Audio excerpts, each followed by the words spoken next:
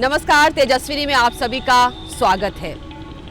एक ऐसी शख्सियत जिसके आगे मुश्किल नहीं है, एक ऐसी शख्सियत जिसके आगे अनजाना कुछ भी नहीं है, एक ऐसी शख्सियत जिसने अपनी इच्छा शक्ति दिखाई और एक ऐसे सास से दोस्ती कर ली जिस पर पुरुषों का एकाधिकार था। दुनिया की पहली प्रोफेशनल तबला वादक पंडिता अनुराधा पाल।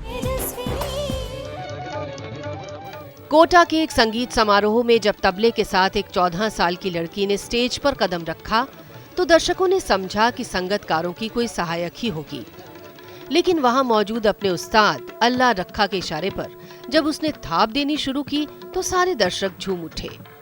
7 साल की उम्र से ही तबले को अपना साज बना चुकी अनुराधा पाल का शुमार अब भारत के उदीयमान संगीतकारों में हो चुका था।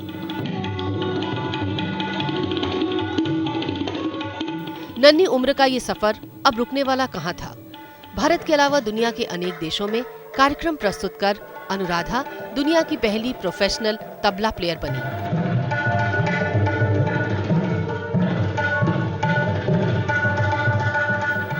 उस्ताद जाकिर हुसैन की इस शागिर्दा ने वुडस्टॉक जैसे प्रतिष्ठित समारोह में जब 4 लाख दर्शकों के सामने अपना हुनर पेश किया तो पूरा माहौल वाह पंडिता वाह के शोर से गूंज उठा।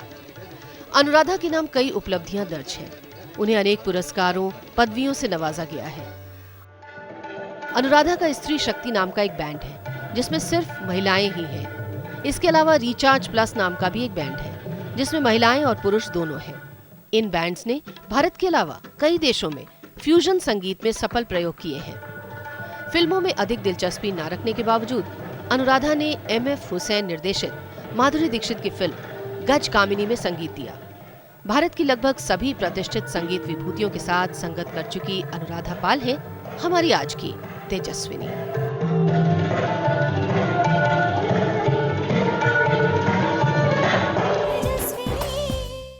जिनके तबले में बिजली है, जिनके तबले की थाप में बादलों का गर्जन है, जिनके तबले की थाप में झरनों का संगीत है, बारिशों का संगीत है। जी हाँ, हमारी मुराद, हमारी आज की तेजस्विनी पंडिता अनुराधा पाल। बहुत बहुत स्वागत है अनुराधा जी। Thank you so much Neelam ji. क्या हम कहें वाह उस्ताद? क्यों नहीं कह सकते? आपका स्वागत है, धन्यवाद आपका। तो हमने सुना कि आपकी जब शादी हो रही थी तब भी आप तबला बजा रही थी कहीं कॉन्सर्ट में। एक्चुअली उसके 2 दिन पहले मैंने प्रोग्राम किया था अजंता एलोरा के फेस्टिवल में। अच्छा। और वहीं से मैं फ्लाई करके on the day of the wedding 1 दिन पहले मैं पहुंची थी। अच्छा। और शाम को फिर प्रोग्राम में मैंने एक्चुअली कुछ मेरे राजस्थानी फोक सिंगर फ्रेंड्स हैं, उनके साथ में कुछ कॉन्सर्ट्स किए थे, तो उनको मैंने बुलाया था फॉर संगीत के लिए। मैंने कहा मतलब, और तब उनको बताया नहीं था कि मेरी शादी है। अच्छा। खाली मैंने कहा कि आप आए, जैसे रेगुलर प्रोग्राम फिक्स होता है वैसे उनसे बात हुई। तो जब उन्होंने मुझे देखा चलते हुए पूरे शादी के उसमें ड्रेस में, तो बड़े चकित हुए, बोले अरे आपकी शादी है। तो फिर प्रोग्राम जैसे फेरे हुए। हाँ। तो वैसे भी उनका प्रोग्राम साइड में चल ही रहा था। अच्छा। उनका गाने का और करताल गाना ढोलक वगैरह, बहुत मशहूर गायक थे, वो आए थे। और फिर उसके बाद में उन्होंने मुझे प्रोग्राम ख़त्म हुआ, मतलब मेरे फेरे ख़त्म हुए। अच्छा। तो वैसे ही उन्होंने मेरे हस्बैंड के पास में आए, श्याम शर्मा मेरे हस्बैंड का नाम है। हाँ। तो उनके पास में आए, बोले जीजा जी हमारी बड़ी इच्छा है कि दीदी हमारे साथ में बजाएं। ओहो। तो आपकी इजाज़त है? बोले हाँ ज़रूर बजाइए। अच्छा। इतनी सारी बैंगल्स थी, अभी फेरे ख़त्म हुए थे। हाँ। तो सारी बैंगल्स को ऐसे मेरी भाभी ने बस ऐसे रुमाल लगा के ऐसे पीछे सरक लिया, क्योंकि यहाँ पे बाएं के लिए लगता है। अच्छा। बजाना मुश्किल होती है विद बैंगल्स। बस उसको करके मैनेज कर लिया और उनके साथ में तुरंत बजाया। और कमाल की बात ये हुई कि वो ख़त्म हुआ, मतलब फिर मेरे हस्बैंड भी मतलब आर्टिस्ट का दिल तो रखते ही हैं। अच्छा। और साथ में कुछ इंस्ट्रूमेंट्स भी बजाते हैं, थोड़ा तबला वगैरह भी बजाते हैं, मैंडोलिन। तो फिर उन्होंने कहा, एक गंजीरा था मेरे साथ में, मैं थोड़ा अलग इंस्ट्रूमेंट्स भी बजाती हूँ। अच्छा। तो उन्होंने वो बैग में देख लिया, तो बोले मैं भी ज्वाइन होता हूँ। तो फिर हमारी बड़ी अच्छी जुगलबंदी रही वो राजस्थानी म्यूजिशियंस के साथ में। मैंने तबला बजाया और इन्होंने तो ऐसा पहली बार हुआ होगा किसी दुल्हन ने अपनी शादी में फेरों के बाद तबला बजाया हो। तुरंत। और वही नहीं, कमाल की बात ये हुई कि पंडित जसराज जी को मैं जब निमंत्रण देने गई कि आप प्लीज़ आए शादी में, क्योंकि हम लोग की एक्चुअली छोटी सी just for friends and family हमारी शादी उदयपुर में हुई, बिकॉज उदयपुर हमारे लिए बड़ा स्पेशल है, एक बहुत सुंदर जगह भी है, तो इसलिए हमने वहाँ पे रखी थी, शादी वहीं थी। तो पंडित जसराज जी बोले कि भाई मैं आऊँगा और गाऊँगा। तो मैंने कहा आप जैसे इतनी बड़ी शख्सियत आए और हमारे लिए इतनी मतलब खुशकिस्मती की बात है। बिल्कुल। तो लेकिन मैंने कहा कि यहाँ पे तो खाली 40-50 लोग होंगे शादी में, तो कहाँ पे करिएगा? तो बोले कि नहीं, हम लोग ऐसा करेंगे कि बॉम्बे में जब तुम्हारा रिसेप्शन हो अच्छा तब मैं गाऊंगा, लेकिन एक शर्त है कि तुम्हें बजाना पड़ेगा मेरे साथ। अच्छा, फिर आपने बजाया? तो मेरे मतलब I was the most hard working दुल्हन on my wedding day as well as on my reception. Reception पे मैंने मुझे खुशकिस्मती से मैंने पंडित जसराज जी के साथ में बजाया। 3 घंटे तक उन्होंने गाया और इतनी सुंदर सुंदर चीज़ें गाई जो हवेली संगीत से भी आधारित है, जहाँ से मेरे हस्बैंड की एक रिलेशन है हवेली संगीत से, बिकॉज ऑफ द ट्रेडिशन। तो कहते हैं ना कि बड़े हाथ कोमल होते हैं लड़कियों के, है ना, और इसीलिए कहते हैं कि ऐसी कोमल हाथों से कहाँ तबला बजाओगे। ये भी तो एक परसेप्शन है, मतलब ये मेल डोमिनेटेड तबला वर्ल्ड में आपकी जो ये एंट्री थी ये बहुत ही कह सकते हैं धांसू किस्म की रही होगी। लोगों ने कहा होगा कि भैया ये कहाँ चली आई। वो बहुत कुछ कहा। क्या कहा था? एक्चुअली जब मैं 7 साल की थी, जब मैंने गाना क्लासिकल वोकल सीखना शुरू किया, और तबला उस टाइम में खाली मतलब गाने के साथ में ऐसा होता था कि मैं गाना गा रही हूँ और मुझे सम खाली कहाँ है, कौन सा ताल है, वो एज इफ ऑटोमेटिकली मुझे मालूम होता था। तो maybe I was rhythmically inclined और मुझे पता नहीं था। तो फिर हमारे घर में सारे बड़े म्यूजिशियंस का आना जाना रहता था, पंडित जसराज जी, हरि प्रसाद चौरसिया जी, पंडित शिव कुमार शर्मा जी, एन राजम जी। वो कैसे? आप तो किसी म्यूजिकल फैमिली से ताल्लुक नहीं रखते? जी मैं तो नहीं हूँ, लेकिन मेरी जो ग्रैंड मदर थी, मतलब मेरी मम्मी की मम्मी, अच्छा, वो बहुत शौकीन थे संगीत के, और हर तरह के लोगों से हमारा मतलब घर में आना जाना मिलना बैठना होता था। अच्छा। राइट फ्रॉम रविशंकर दादा, मुरारी बापू, जवाहरलाल नेहरू, ये सब लोग, गांधी जी, ये सब मेरे मम्मी के घर में आते थे, और मतलब मेरे नानी के घर में वो आते थे। और they were also part of the, मतलब मेरे जो नाना जी थे उन्होंने बहुत मशहूर एजुकेशनिस्ट थे, उन्होंने 35 स्कूल्स ऑल ओवर इंडिया बनाए। एंड उस स्कूल में सबसे इम्पॉर्टेंट चीज़ ये थी कि वो चाहते थे कि जो बच्चे तैयार हो वो सिर्फ पढ़ाई लिखाई में ना हो, एक ऑलराउंडेड पर्सनैलिटी हो, जिसमें उनको music, culture, painting, sculpture, poetry, हर चीज़ से वो वाकिफ हो। Tabla was a natural choice to you कि भाई यही करना है मुझे, तो या पहले आप कुछ संगीत सीखती थी, कुछ वोकल गाती थी? कुछ तो मैं क्लासिकल वोकल गा रही थी। अच्छा। और मेरे भैया जो मेरे से बड़े हैं वो तबला सीख रहे थे। अच्छा। तो मैंने कहा मुझे भी सीखना है। तो वो टीचर बोले कि नहीं, तुम तो लड़की हो, तुमसे होगा नहीं, तुम्हारी इतनी छोटी उंगलियां हैं, इतनी तुम नाजुक सी हो, कैसे होगा तुमसे। तो मैंने कहा भाई मुझे करना है, मुझे इच्छा है तो मैं करूँगी, मैं किसी से मतलब मैं डिसवेट नहीं होंगी। तो मैंने अपने आप से थोड़ा बहुत मेरे भाई को देख के थोड़ा बहुत बजाना शुरू किया। उसके बाद में कुछ महीनों बाद में जब मेरे टीचर ने मुझे सुना, बोले अरे कहाँ से सीखा? मैंने कहा आपने मना कर दिया, लेकिन मैंने अपने आप से थोड़ी बहुत कोशिश की। अच्छा। तो फिर बोले अरे वाह, तो फिर सीखो। तो तब तो इनिशियली कोई मुझे सिखाने के लिए भी तैयार नहीं था, क्योंकि मैं लड़की हूँ। फिर उसके बाद में जब मैं 10-10.5 साल की हुई तो मैंने परफॉर्मेंसेस देना शुरू किया, क्योंकि तब एक ऐसा हो गया कि गाना और तो क्लासिकल गाना और तबला दोनों मैं साथ में कर रही थी। अच्छा। और फिर 10.5 साल की उम्र में परफॉर्मेंस देना शुरू किया, पब्लिक परफॉर्मेंसेस। तो तब लोगों को मतलब लगा रही ये कहाँ से आ गई लड़की, ना तो वो कोई म्यूज़िकल बैकग्राउंड से है। हाँ, मेरे माँ बाप बहुत शौकीन हैं और उन्होंने मुझे इतना बेशुमार मतलब सपोर्ट किया है, एनकरेज किया है और गाइड किया है।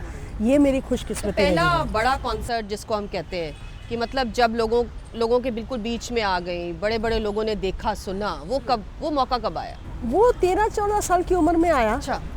क्योंकि मैंने परफॉर्मेंसेस देना तो 10.5 साल की उम्र में परफॉर्मेंस करना दूरदर्शन पे इनफैक्ट अच्छा, मेरी पहली परफॉर्मेंस 10.5 साल की उम्र में हुई थी। क्या बात। और तब मुझे याद है 51 रुपीज़ भी मुझे मिले थे, जो मैंने कभी एनकैश नहीं किया, क्योंकि इतनी खुश हुई किस्मत, इतनी खुशी हुई कि मैंने 10.5 साल की उम्र में 51 रुपीज़ कमाया। क्या बात। तो ये मेरे लिए बड़ी बात थी। और प्लस मेनली नेशनल ब्रॉडकास्टर पे परफॉर्मेंस देना, क्या बात। ये मेन चीज़ थी। तो बड़े बड़े उस्तादों से आपने सीखा है, उस्ताद अल्लाह रखा खान साहब, तमाम लोग, ज़रा उनके बारे में बताइए ना, कैसी रही वो शिक्षा दीक्षा वाला सफ़र, कैसा रहा आपका? तो पहले मैंने बनारस घराना सीखा, और मदन मिश्रा जी और मानिकराव पोपटकर जो पहले उनसे सीखा, फिर मदन जी से सीखा। और तो बहुत अच्छी तरह एक बढ़िया फाउंडेशन जो होती है, कि जब इमारत बनती है तो पहले उसकी फाउंडेशन सही होनी चाहिए। तो मुझे बहुत अच्छी तरह से बनारस घराने की फाउंडेशन और उसकी जो पूरी जो बातें हैं सब इन दोनों से मिली।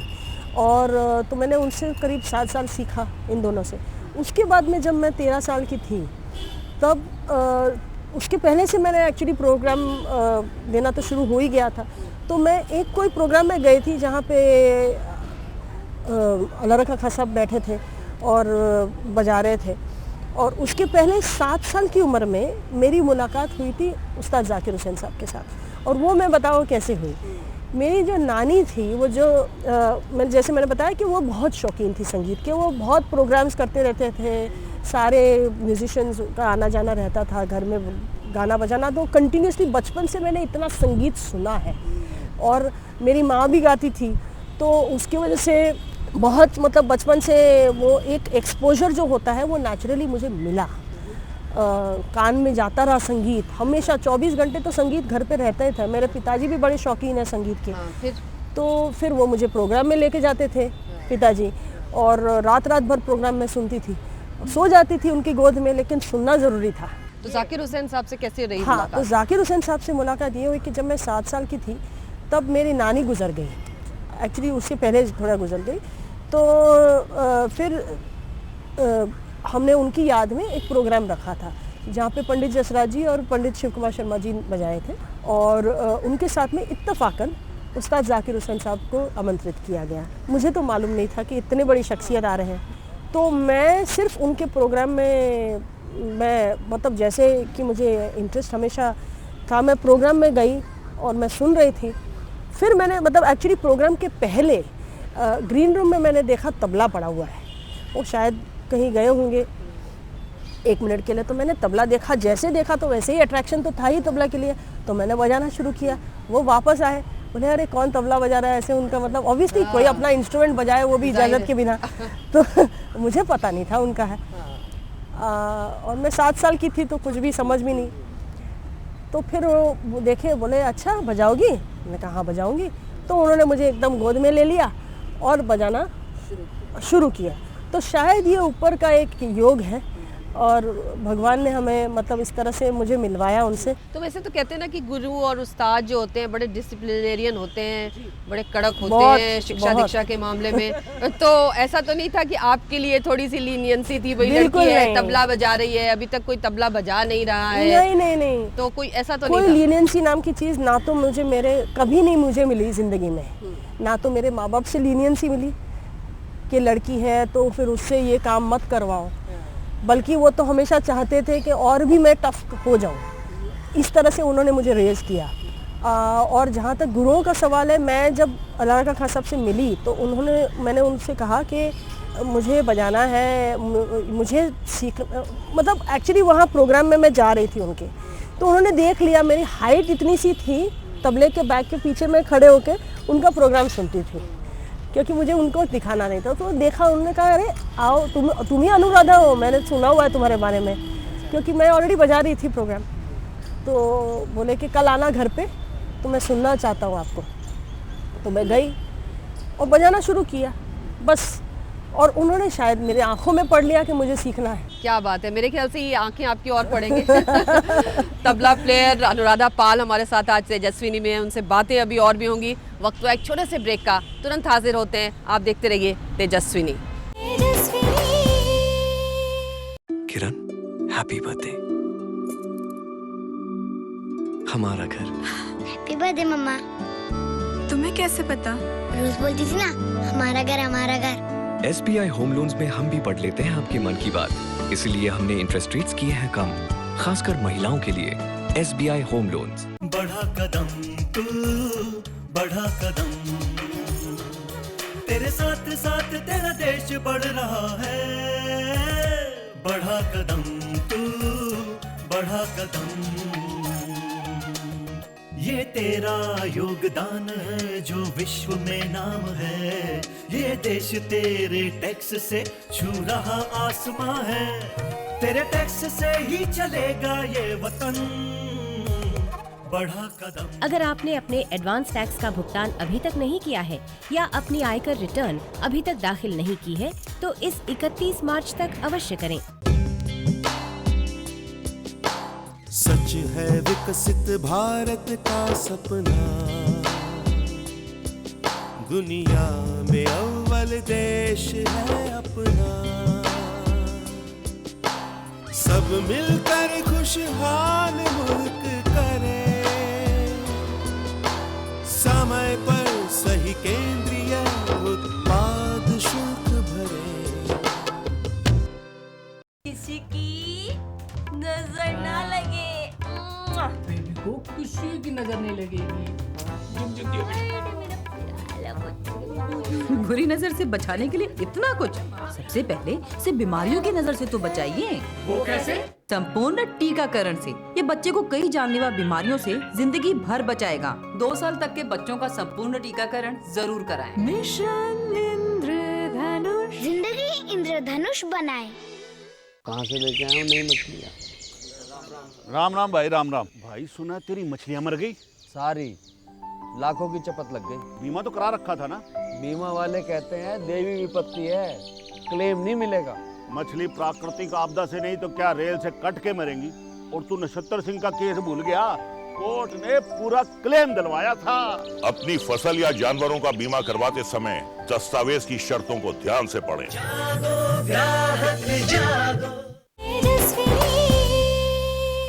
तो घोड़ों की टापों का जिसका संगीत है, जिसका तबला है, और जब वो बोलता है तो लोग मंत्रमुग्ध हो जाते हैं। ऐसी अनुराधा पाल, पहली प्रोफेशनल तबला प्लेयर दुनिया की।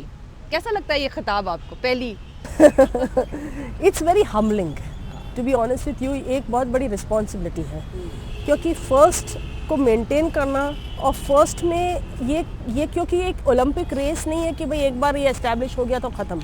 ये तो रोज़, ये हर रोज़ जो रियाज करना है, हर रोज़ जो सोचना है, हर रोज़ चिंतन मनन करना है संगीत में और क्या हो सकता है, ये एक जैसे एक जुनून बन चुका है मेरे लिए। अच्छा ये बताइए कि जब तबला तो बिल्कुल मेल डोमिनेटेड साज है जहाँ पर पुरुषों का पूरा वर्चस्व है, उसमें जब आप आई तो बड़े बड़े जो गुरु थे, जो उस्ताद रहे आपके, उनकी बात तो आप छोड़ दें, ज़ाहिर है उन्होंने बहुत प्रोटेक्ट भी किया, आपको सिखाया भी, लेकिन बाकी लोगों का क्या कुछ रवैया रहता था, क्या कुछ डायलॉग्स सुनने को मिलते थे, क्या कुछ रिएक्शंस मिलते थे, और ख़ास तौर पे जब आप कंपनी करती हैं किसी को साथ में उनके, तो किस तरह के रिएक्शंस होते हैं, वो ज़रा सा बताइए। जब मैंने शुरुआत में तो बहुत मतलब लोग चकित हो गए कि ये कौन है, कहाँ से आई, क्योंकि मैं कोई म्यूजिशियन फैमिली से नहीं हूँ, लड़की इस मेल डोमिनेटेड फील्ड में, तो उनको बड़ा एकदम ऐसा लगा।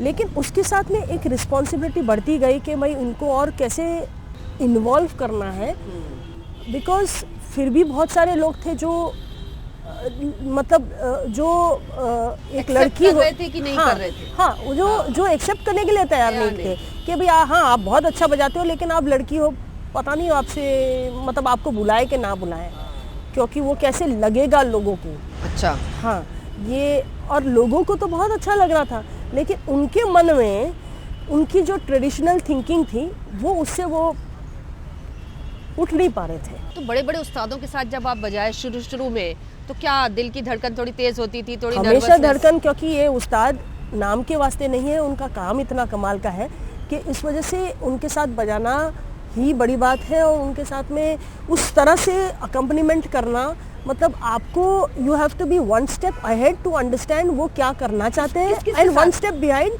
कि आप उनको डोमिनेट ना करें, ना तो आपका संगीत में मतलब आपके संगीत खाली उनके संगीत को एम्बेलिश करे। तो किस किस उस्ताद के साथ आपने जुगलबंदी बजाई है, करा है?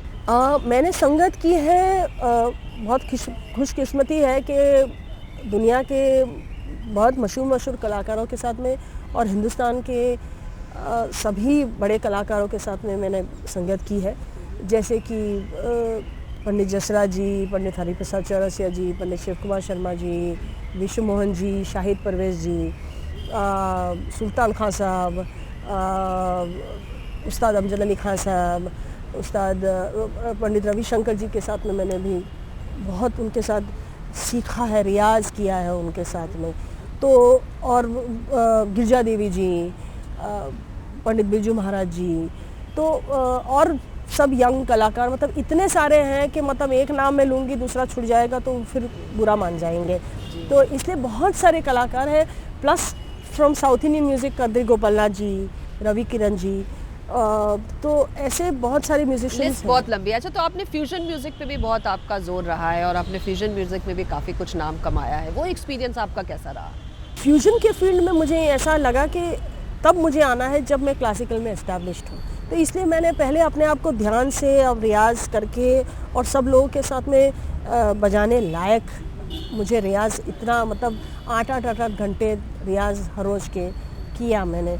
उनकी स्टडी करना, सभी म्यूजिशियंस कैसे संगत चाहते हैं, उनका संगीत कैसा है, उसको स्टडी करना, और ये बड़ा था। फिर और सबसे इम्पोर्टेंट इंस्पिरेशन तो मुझे अपने गुरुओं से मिली, क्योंकि उस्ताद अल्लाह रखा खान साहब, उस्ताद जाकिर हुसैन तो सबसे मतलब मैं समझूंगी कि द ग्रेटेस्ट तबला लेजेंड्स हैं, और उन्होंने जो कंट्रीब्यूट किया है, जो जिस तरह से उन्होंने हर तरह से संगीत को समझ के उसके साथ में तबले को एक अलग ही डायमेंशन दिया है, ये मतलब एक कमाल की उनकी कंट्रीब्यूशन है जो मैं शब्दों में नहीं व्यक्त कर सकती हूँ। तो दुनिया भर के संगीत को आपने पिरोया और उसके साथ में काम किया। हाँ, तो मैंने ये सोचा कि फ्यूजन में जब मैं मुझे ये बॉस्टन में न्यू इंग्लैंड कंजर्वेटरी है और बर्कली स्कूल ऑफ म्यूज़िक है, जो बहुत मशहूर स्कूल्स ऑफ म्यूज़िक हैं, तो उन्होंने मुझे आमंत्रित किया था to teach as an artist in residence. तो तब जब मैं वहाँ गई तो मुझे बहुत अलग अलग म्यूजिशियंस के साथ में मेरा उठना बैठना रहा, वहाँ के जैज़ म्यूजिशियंस, अफ्रीकन म्यूजिशियंस, उनके साथ में प्रोग्राम देना। तो वो प्रोसेस में मैंने बहुत कुछ सीखा, और उनके संगीत में मैं उनके क्लास में मैं जाके बैठ जाती और मैं उनका संगीत सीखती, क्योंकि मेरे को हमेशा बचपन से एक बड़ी तड़प है और हमेशा रहे, आई होप, कि जो मुझे एक अच्छा उस्ताद तबला प्लेयर वगैरह नहीं बनना है, एक अच्छा शागिर्द ऑफ म्यूज़िक बने रहना है, क्योंकि आप जब शागिर्द बने रहेंगे तो आप सीखते रहेंगे और दुनिया आपके लिए खुलती जाएगी। बिल्कुल। अच्छा, आपने एक ऑल विमेन बैंड भी बनाया। जी, तो वो परिकल्पना भी अपने आप में बड़ी अनूठी। एक्चुअली हुआ कि मैंने जब परफॉर्मेंस देना शुरू किया तो मैंने देखा बहुत चैलेंजेस हैं, बहुत लोगों के मन में औरतों के लिए शंका है कि वो कर पाएगी नहीं कर पाएगी, ऐसे सब, और कई औरतों को चांस भी नहीं देते हैं, सोसाइटी चांस नहीं देती, उनकी फैमिलीज उनको रोकती है। तो मैंने कहा ऐसा कुछ प्लेटफॉर्म बनाना पड़ेगा, ऐसी कोई कि जिससे कि लोग, औरतें आगे आ सकें। तो इसलिए मैंने स्त्री शक्ति बैंड फॉर्म किया 1996 में, अराउंड 19 ईयर्स अगो मैंने उसको क्रिएट किया, और उसका ये सोच ये थी कि हिंदुस्तानी और कर्नाटिक म्यूज़िक को मिलाया जाए, और वोकल, इंस्ट्रूमेंटल और परकशन तीनों फील्ड्स को मिलाए, और डांस को भी मिलाए, ताकि ये जो हम कहते हैं कि संगीत में कभी कभी एक हायरार्की पहले होती थी कि भाई गायन पहला है, फिर तंत्रकारी है, फिर तालवाद्य है, ये हायरार्की क्यों हो, ये ऐसी सोच क्यों होनी चाहिए? सब संगीत एक ही है, और हम एक दूसरे से बहुत कुछ लेते हैं। अगर हम ये सोच रखें तो संगीत बहुत आगे जाएगा। तो कहने का मतलब ये कि कई सारे मिथ्स को आप तोड़ती हैं, जहाँ मौका मिलता है तोड़ती हैं। अच्छा, ये बताइए, जो अब यंगस्टर्स हैं, लड़कियां हैं, वो कितनी आपके इस इंस्ट्रूमेंट में दिलचस्पी लेती हैं, या आप उनको कितना प्रोत्साहित कर रही हैं? मैं तो बहुत प्रोत्साहित कर रही हूँ, लेकिन मेरा एक बहुत क्लियर सोच है कि आप अपने आप को अगर लड़की समझ के मेरे पास में आए कि मैं आपकी प्रॉब्लम समझूंगी कि अरे मेरा हाथ दुख रहा है, सॉरी, ये सब मैंने किया है और I have gone through the fire, and अगर आपको सीखना है तो go through the fire with me. अगर आपके अंदर वो क्षमता नहीं है और आप सोचते हो कि मैं आपके लिए कॉम्प्रोमाइज़ करूँ या आपसे कम एक्सपेक्ट करूँ, तो फिर I will not be true to myself as a teacher. वैसे कितना दर्द होता है हाथों में? कुछ दर्द के बारे में ना बयां करे तो ही बेहतर है। तो यंगस्टर्स को सिखाने का सिलसिला आप जैसे वो गुरु शिष्य परंपरा में यकीन रखती है। लेकिन मैं इसमें दर्द में एक बात कहूँगी, ये मीठा दर्द है। जैसे प्यार के बारे में कहते हैं कि वो दर्द ज़रूरी है, मीठा दर्द है, तो ये भी मीठा दर्द है। और जब मैं उस साज से, ये जो तबला है ये मेरा बेस्ट फ्रेंड है, ये मैं उससे इतना ज़्यादा मोहब्बत करती हूँ कि मुझे वो जो मीठा दर्द उससे मिलता है वो बड़ा अच्छा लगता है, और वो नहीं मिलता है तो और दुखता है। तो यंगस्टर्स के साथ में क्या आप कर रही हैं, उन्हें खासतौर से इन चीज़ों को और आगे बढ़ाया जाए? आज मैंने तबला एकेडमी, जिंदगी में क्लासिकल हमारा जो म्यूजिक है वो बचा रहे और आगे बढ़े, बहुत ज़रूरी है। ये बहुत ज़रूरी है, और मैं अपने तरफ से एक रिस्पॉन्सिबिलिटी समझती हूँ कि हर एक म्यूजिशियन को रीच आउट करना चाहिए टू दी ऑडियंसेस।